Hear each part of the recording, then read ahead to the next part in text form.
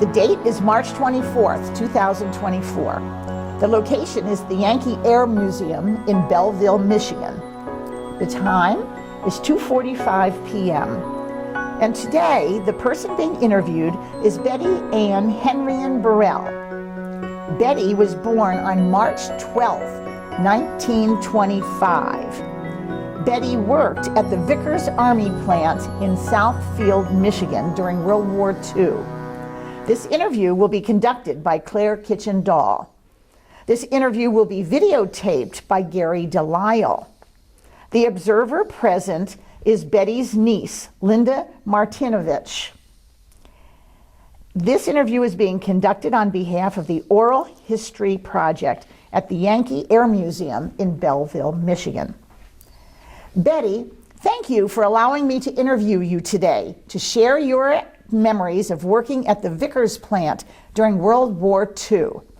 By preserving your story of working on the home front during those years, our national narrative will be more complete, honest, colorful, and accurate than it is right now.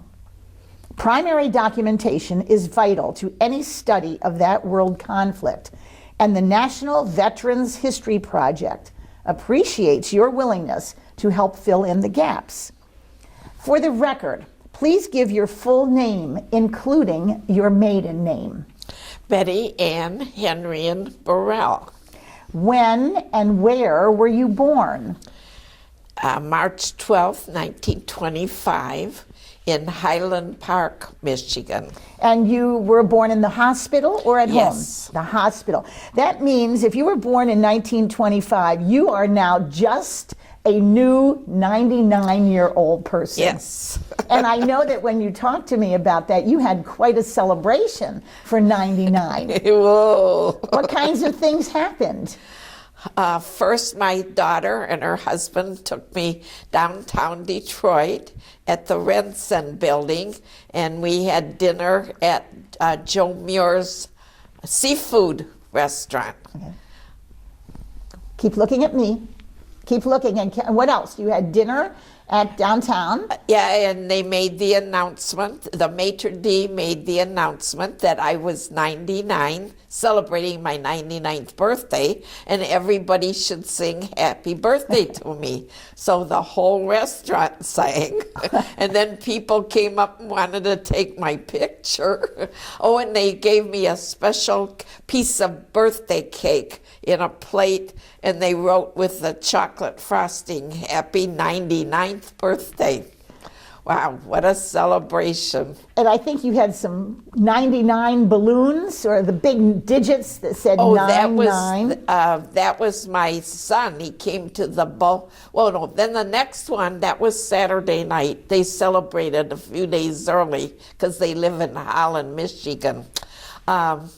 The next one was the next day at my church, Covenant Baptist Church in West Bloomfield, and my Bible class gave me a celebration. 2 balloons, they each were 2 nines, made 99. And to be funny, I turned them upside down and made them 66. So anyway, and then other balloons, and they had a special breakfast from Tim Hortons for me. The whole class got to participate in that. And they sang happy birthday, plus a Christian's hymn. I wish I would have remembered the hymn, but it was about me trusting Jesus, which I've done ever since my mother taught me, probably, and I started Sunday school at 3 years old, and I've been in a Bible class ever since. So you had quite a celebration, and it's very exciting. So happy birthday from the Veterans History Project also. Thank you. Now, what was the name and the occupation of your father? Painter and decorator. And later on, then DSR bus driver. And later on, he worked at the tool and die shop next door to our house as a truck driver. And what was his name? Robert Henrian. And how about the name and occupation of your mother? before she was married. She came from Germany at 6 years old. They lived in northern Michigan in Rogers City. So she did farm work. In fact, I don't know if I told you that. They built their first home out of stones. Northern Michigan is a rocky territory, and my grandpa plowed with a one-horse plow. He rode-tilled the land and made my mother and her brothers and sisters carry the stones and put them in a pile. Then from that, they built their house. They had a dirt floor to begin with. My grandma strung clotheslines back and forth and hung blankets over them. That made the different rooms. That's how they started out. Interesting. Now, what was her name? Your mom's name, your mother's name? Florence Henrian. Florence, her maiden name? Patzer. Okay. Florence Patzer Henrian. Right. Then she came to Detroit when she was 14 years old, and she did housework. She worked in a millinery store. They made ladies' hats, and then a telephone operator for Michigan Bell, which we don't have anymore. Well, she had an interesting life, starting with the northern Michigan and then to the big city of Detroit. Yeah. Now, you grew up with, what were the children in your family, your siblings? What were the names of your siblings? Roy Henrian, and that's Linda's father, and Donald Henrian. Okay, and so you were the oldest of the three? Yes, and both my brothers have been gone for quite a while. Okay. Now, can you tell us, where did you grow up? What was the city in the Detroit area that you basically grew up? First Detroit, and because my dad had been married before and had to support 3 children from his first marriage, he and my mother could never afford to buy a house, so they rented. So I know the first house I remember was on Cardoni. Then we moved and I started kindergarten when we lived on Klinger, and then from Klinger to Cameron, and Cameron we moved to Hazel Park, which is a poor neighborhood, and I started. I started kindergarten when I was on Klinger, and I can still remember the school. And then from there, I think it was 3rd grade, I was in Oak something school in Hazel Park, and from there to Hazel Park High School. Yeah, so most of your growing up was in Hazel Park when you started to deal with that. I graduated from Hazel Park High School. Right. And we moved to Southfield.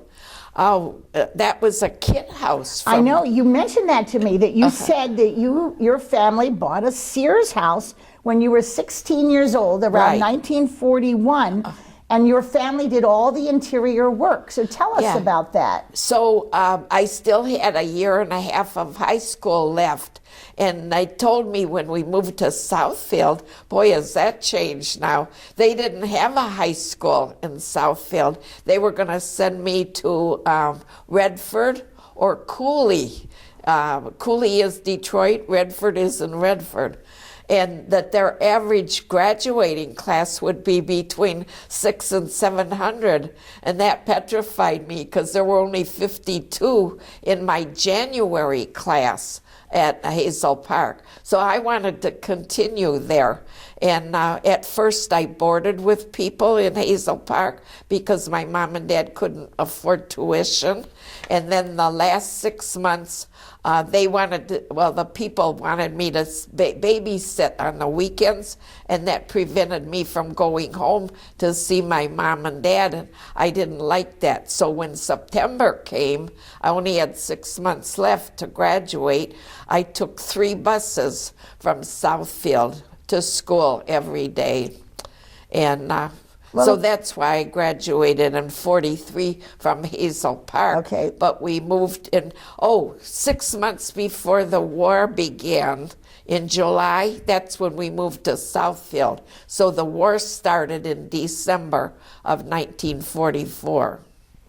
Well, December of 41 is Pearl Harbor. I mean 41. Right. Yeah. So you did a lot of maneuvering to be able to graduate with your class. Right. Tell us about this Sears house. You told me that you now know how to do all kinds of flooring and insulation because you all did the work.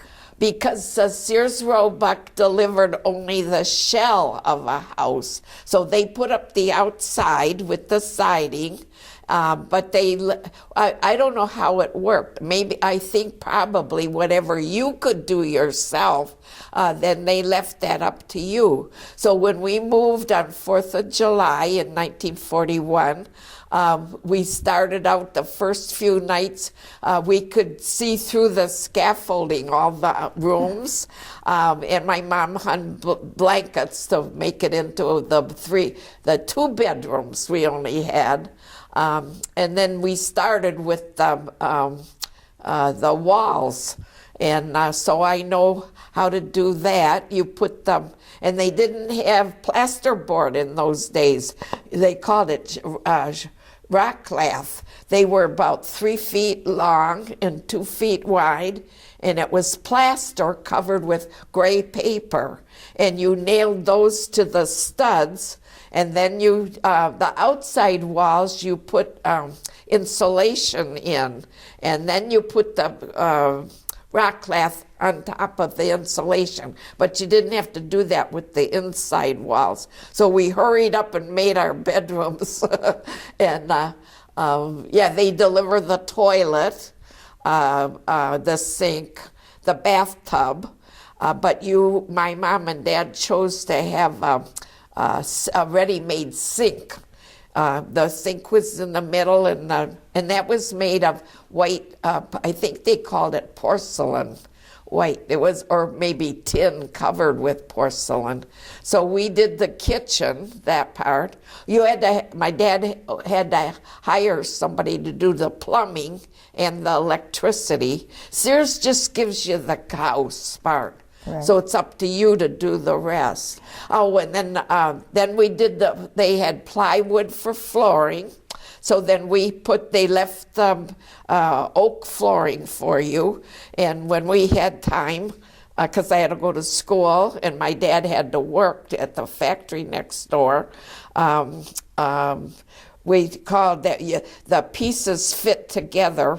I don't know how long they were, but they had a groove in one end, and you had a hammer and a little thin nail, and you had to knock the nail into the wood. Then the next one fit in first. It had the groove fit into the one that was already on the floor. So I learned to do that too. So you're quite handy. You could basically today, if you had to build a house. At 16 years old. Sure. Let me tell you what they said when I looked up your Sears houses. From 1908 to 1942, Sears sold about 75,000 homes to anyone who had the cash and access to a catalog. Once purchased, the supplies were shipped by train and delivered to the customer. The reason for starting this program was to unload a surplus of building materials that was sitting in nationwide warehouses. The catalog assured customers that anyone with rudimentary skills could build their own house in 90 days. They standardized the use of drywall to drive down the cost for buyers. Sears capitalized on increasing size of the middle class and World War I veterans who sought to build and live in their own homes. In 1941, the Supplies, Priorities, and Allocation Board ordered an end to all non-essential construction. Preparations for World War II ended the Sears House program in 1942. So you bought yours in 41. You just got into it under the wire with skyrocketing demand for lumber for the U.S. military.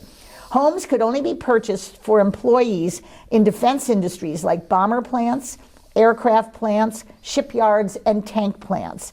History buffs love these homes, and some sell on the market for over $1 million today. Wow. Some of these homes are included on the National Historic Register today. So that's really interesting. So now, not only were you working hard to get to Hazel Park High School to graduate with your class, you did graduate in 1943, you said. So we've got the house and we've got your graduation. There it is. Now, Did I say there were only 52 in my class? You did, yeah. That's good. Well, it's better than those great big other high schools and starting over. Yeah. Right. Now, what do you remember about the attack on Pearl Harbor? You were 16 years old when that happened. What do you remember?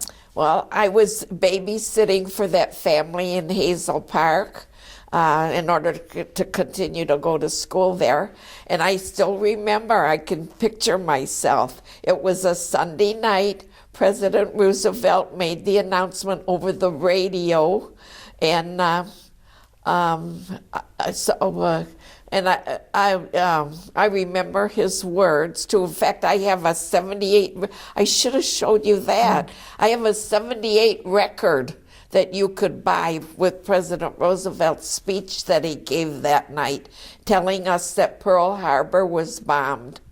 Do you remember who were you with when you listened to this on the radio? Were you with your family, or who were you with? Yeah. No, with the family that I babysat for. They had a little 5-year-old girl, and my job was to, because the mother and father left before, I think school started at 8 o'clock in those days. I had to get her awake and ready for school. Okay. I don't remember how she got there. I probably walked her to school.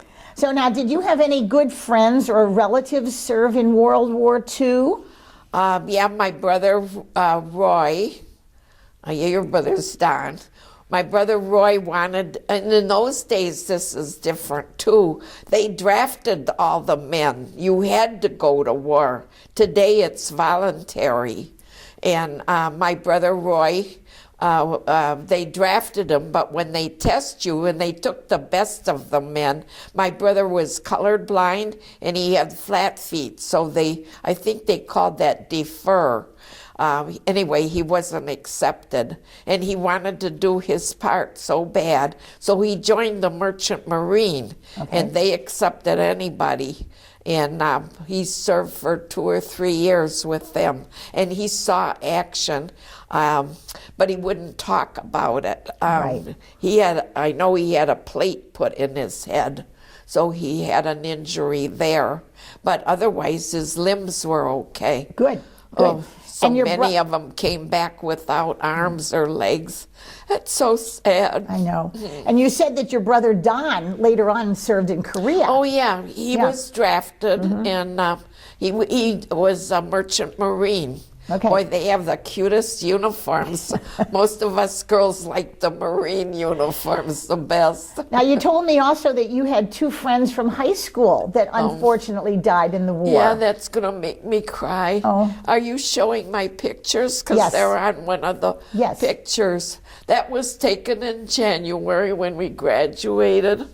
And they were gone by June. Yeah, that is sad. And I think it was Iwo Jima, but I can't quite remember the island. But it was sad. It was terrible. They were brothers too. Okay. Well, I'm sad that you knew somebody that was lost so quickly at that point. Yeah. Now, after you graduated, you told me that you went and worked at Vickers in 1943. It was an Army plant on 8 Mile in either Southfield or Oak Park. Let me tell you, it says Vickers aided the war effort by providing hydraulic power and control for Army and Navy aircraft. They were mostly hydraulic controls for heavy gunnery, like battleship cannons. They received the Navy's E Award for Excellence in 1941. Now, the question that I have for that is, how did you find a job at Vickers? Did you find an advertisement in the paper, or did you apply? How did you find this job? I don't remember. Okay. But everybody knew that all the plants were being built. And so you just went looking for a job at that point. You had graduated from high school, and you needed to get a job at that point, right? We always had a daily newspaper. And all we had was the radio in those days, no TV. So maybe they said it over the radio. Right. I don't know. Now, did you live at home while you worked at Vickers? I have to think a minute. Oh yeah, I didn't, because I just wanted to work my way through high school, Right.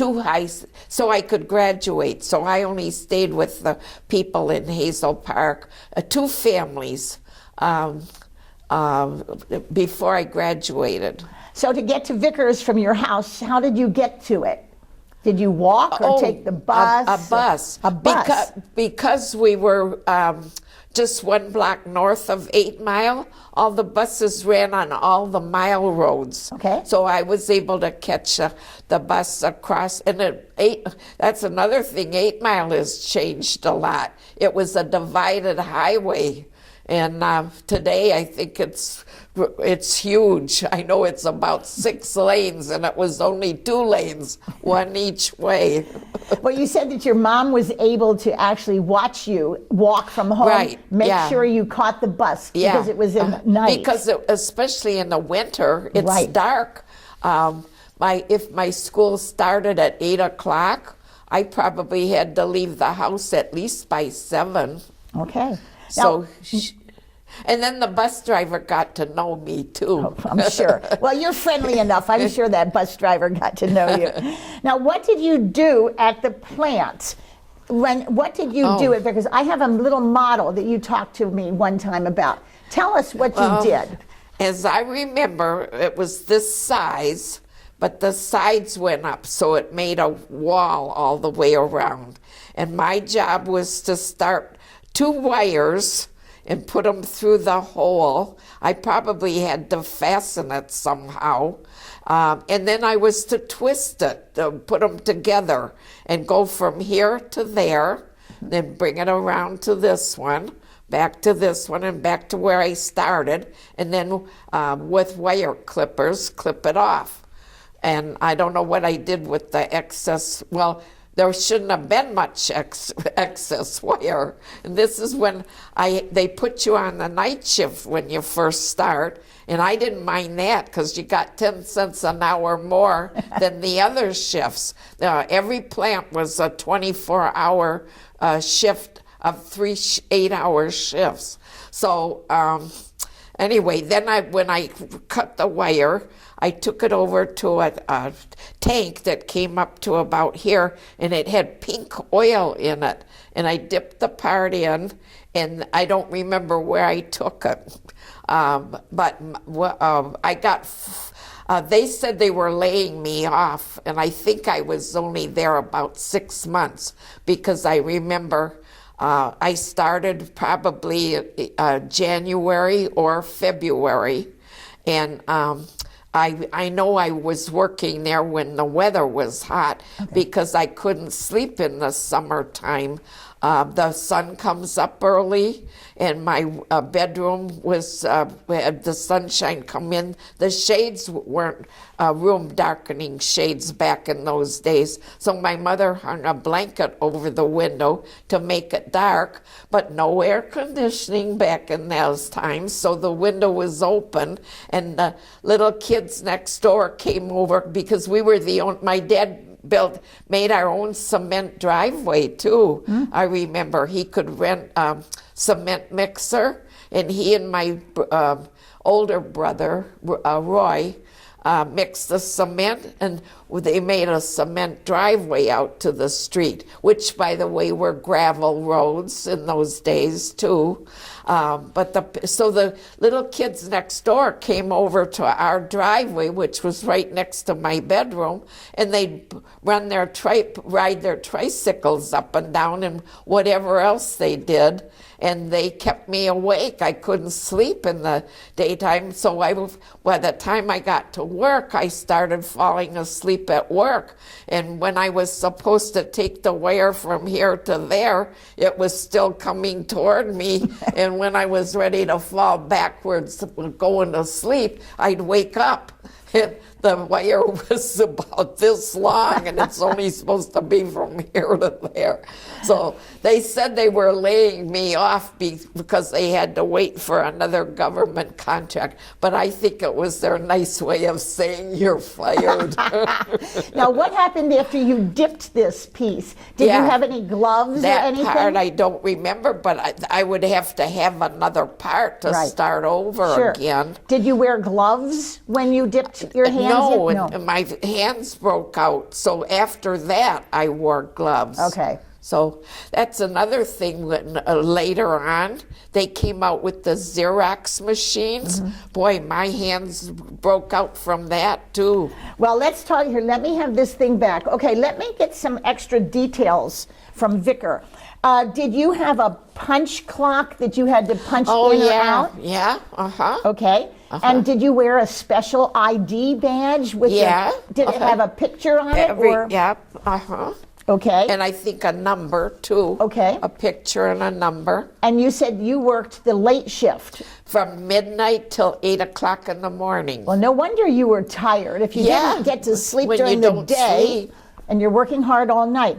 Did they give you a breakfast or a snack break or anything during that time period? You had a break to go to the bathroom, and that's all. And I think it was only 10 minutes. Oh, good grief.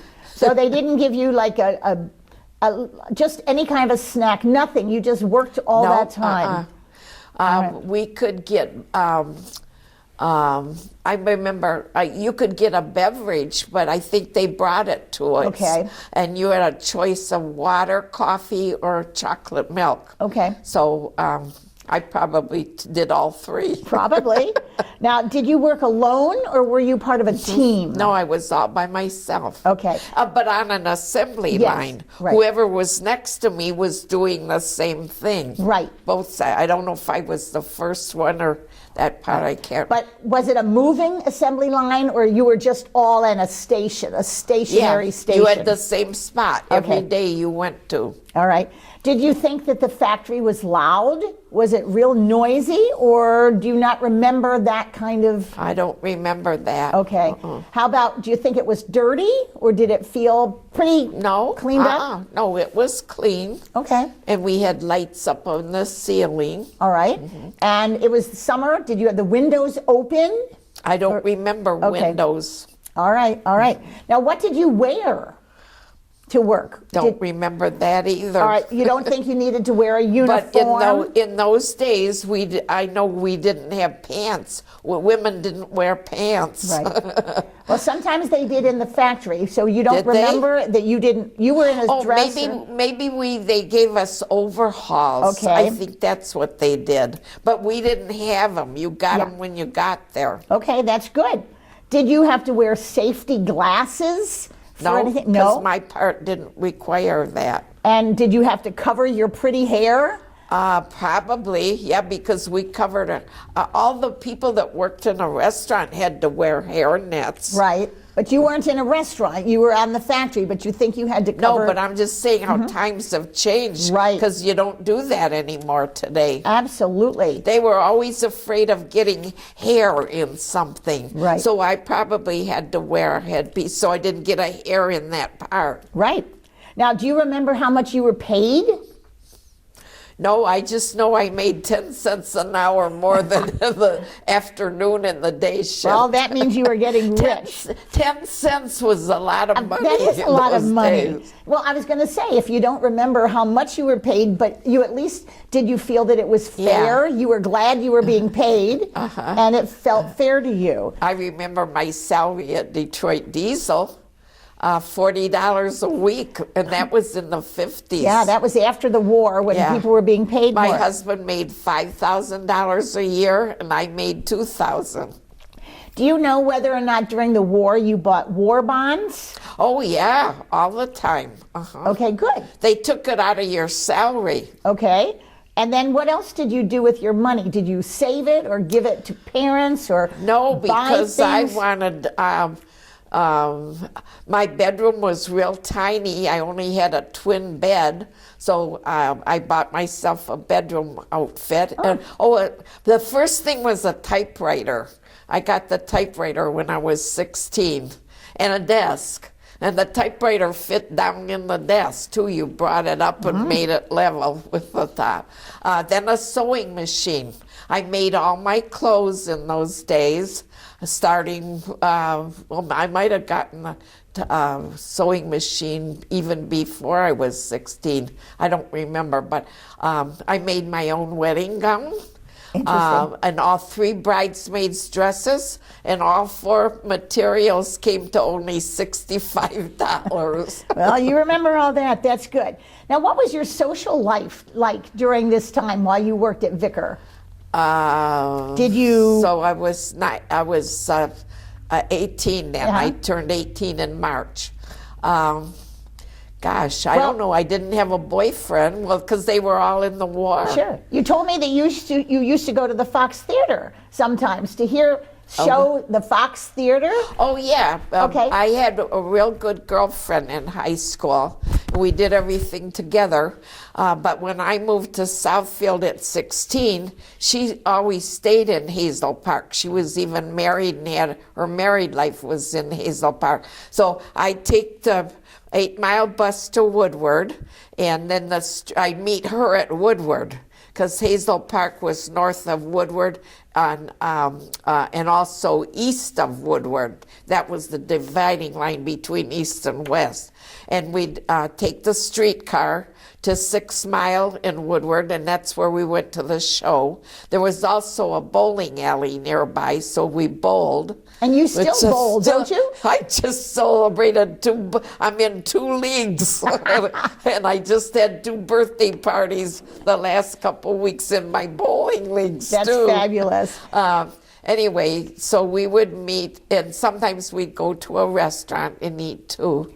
Yeah, so, what about my stockings? Well, but in a minute, let me ask you more about these shows. You said you saw some of the big names of the days down there. Martha Ray, you told me. She was a comedian. Yeah. And yeah, Clark Gable. I had a crush on Joseph Cotton. I liked him. Oh gosh, there were so many. Robert Taylor. Right. You said Jerry Lewis, Peggy Lee, Esther Williams. Oh, yeah. You saw all these people? She was a swimmer. Yeah. And Sonia Henney was the ice skater. They made movies, beautiful movies. Right, so you're talking And they were black and white. So these people you saw in movies, not on the stage in life. They were live. Sometimes when you went downtown to the Fox Theater in the Michigan, the United Artists, the Adams, those were in the downtown. Those were the big theaters in downtown Detroit. But the Fox, and it's still there today. All the rest have been taken down. So you saw they said first run movie, because they got the movies before the ones in the outskirt. The outskirt, you had to wait 3 months for the movie to get there. But so you saw a movie, and they started at 11 o'clock in the morning. And then after the movie, you saw an hour's worth of entertainment, live entertainment, and some of the movie stars came in person. I saw Frank Sinatra when he first started, and he was real skinny in those days with big ears. Yeah, of course, of course. And a big band. Oh, the big bands were real popular. Tommy Dorsey, Glenn Miller's still recognized. And they're bringing back all those old records now today. I got a bunch I got to turn in, and I'll get some money for them. Now, tell us about your nylons or your legs. What were you telling me? You had to give up a lot of stuff for the war, all metal. You couldn't buy, like my waffle iron. We finally got a waffle iron after the war. Anything made of metal, you couldn't have anymore. And so we had to give up our nylon stockings. And those have changed. In those days, they were a single stocking for each leg, and they had a seam up the back. And you had to wear a garter belt with clips on them, so you clipped the stocking up here. And then later on, we have pantyhose. I don't know what they got today because I wear mostly cotton stockings today. But so during the war, we gave up our nylons because they needed that material to make the parachutes. Right. And I don't know who started it, but we put we called it pancake mix. It was a paste, and you put it on your face because we always wanted to look like we came from Florida, that we had a tan. So somebody said, put it on your legs, and that looked like you had silk stockings on. But we needed the seam. Today you don't have a seam in your nylons. But in those days, so we used eyebrow pencil. And you had to have somebody, unless you used a mirror, to draw the seam up the back. That was dumb because we didn't really need to do that. So if you dated a sailor, all the sailors had white uniforms, and we didn't have seat belts in those days, so we always sat next to our date, right next to him, and we'd get, and your legs would touch. Poor sailors got pancake makeup on their white uniforms. So everybody knew who had gone out on a date that night, right? There it was. Okay, so you worked at Vickers for a while, and then you lost your job because you couldn't stay awake. But then you also mentioned that at different times, you were the office managers for Ciarto Machine Tool and Die, and also Kearney and Trecker Tool and Die. So not only did you have a factory job where you were actually doing something for the military hardware. Oh, yeah. You also worked in you worked in some offices. So we thank you for that service also. That was wonderful. Now, you also mentioned one time that you were a target shooter. What was that? When I worked at Detroit Diesel, but that was later. Oh, that was later. I thought that was during the war. Okay. I don't know why. They said it was for some kind of, so we would be armed for protection. Okay, all right. I thought that was during the war. Now, you lived at home, you told me, until you were 30 years old. Right. And then you got married. Who did you marry? Donald Burrell. And that was in 1955, after the war. And you have 2 children. What are their names? Richard Lee Burrell and Susan Lynn Burrell. Okay, good. And do they live in Michigan? Yes, Richard lives on Commerce Lake, a half-hour's drive away from me. And Susie recently moved to Holland, Michigan. Right. They were near Grand Rapids and Hudsonville. Okay. Oh, Hudsonville. I think that's where they make ice cream. Do you have any grandchildren? Two granddaughters and 1 grandson. Okay. But now 3 years ago, I finally became a great-grandma. Well, isn't that wonderful? But they live in Colorado. Oh, okay. And she had a second one last June. Oh. All right. Now, how do you think World War II and those years changed or affected your life? When you think of living during World War II, how do you think that changed who you are, or it made who you are? Did you feel more patriotic because of it? Were you willing to sacrifice, willing to become a harder worker? Just what do you think of those years? Yeah, because to be appreciative. Yeah. Because I've seen so many changes, and some good, some I don't like.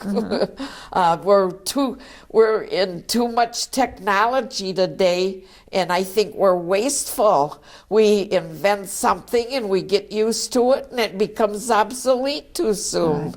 So those war years convinced you to do with what you had. Yeah. So because I used to wash when I lived on the farm. I don't know if I told about that. I went to a farm from the time I was 10 until through 15.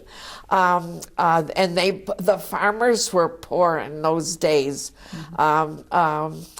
and I called them aunt and uncle. They really weren't my relatives. So, but anyway, I went to help them out because they had all boys and no girls, and my aunt wanted the girl to help. So I washed the dishes. I worked in the farm. And when my uncle needed money, he filled the grain bags with grain, oats, barley, and wheat, took them into town and got money for it. And he'd stop at an ice cream place. That was a big trip. And we got triple dips in those days. Okay. I don't know if you can get them today. I only know of double dips. But that was our reward, only reward, no money. But boy, did we eat good. That's great. We made our own ice cream. We made our own butter. I learned to milk the cows. Okay, so you are kind of multi-talented, whether you're at a farm or babysitting or working in the factory or the office. And Right. I know at one point you even said you were very creative about making extra money by car washing, right? Oh, yeah, because the Ciardo Machine Tool and Die Company was right next door to our house. Everything was 1 block north. Well, all the factories were on 8 Mile Road, but our house was 1 block north of 8 Mile. So our backyard faced 8 Mile Road. So my girlfriend and I decided we could make some extra money because the guys that worked in the factory all had cars and they needed to be washed. So we went, because you could learn to drive at 16 in those days. We'd go get their car one at a time, bring it to our backyard, and the backyard, the men in the factory could look over, because all the factories had windows to see through. They could see us. Well, we didn't really do it on purpose. Our garage was on the left side of our house, and then we had the backyard on the right, and the factory was close by on the right. So the men could look over and watch us. So we parked the cars on the right side of the garage and had all that opening, and we used my dad's hose and water and washed the cars. And the guys, especially in the, well, we didn't wash cars in winter anyway. So in the summer when it's hot, all the windows are open because none of us had air conditioning in those. I don't think the men even had electric fans. So we washed the cars and we could hear them whistle at us. You were wearing bathing suits, you told me. First we wore something else, but when they whistled at us, we thought, hey, we can make some extra money if we do it with our bathing suits on. All right, well. So boy, we got extra money. Okay, so not only are you a hard worker, you're creative. All right, Betty, thank you for sharing your interesting story with us today. Thank you for giving your strength and patriotic energy to America in the 1940s and for doing your part to help win that war. You have made a difference in this world, and you are, as the United States government has acknowledged, a distinguished veteran of the home front. You are truly a heroine, and you should be justifiably proud of your personal legacy. As a group, the Rosies have been awarded the Congressional Gold Medal, the highest civilian award granted. The Tribute Rosies from the Yankee Air Museum on the grounds of the historic Willow Run B-24 bomber plant are honored to preserve your inspiring story and share it with libraries, researchers, and museums around this country. The famous war poster highlighted a determined woman saying, "We can do it." And Rosie, Betty, Ann, Henry, and Burrell, you did it. Thank you. Thank you. And thank God.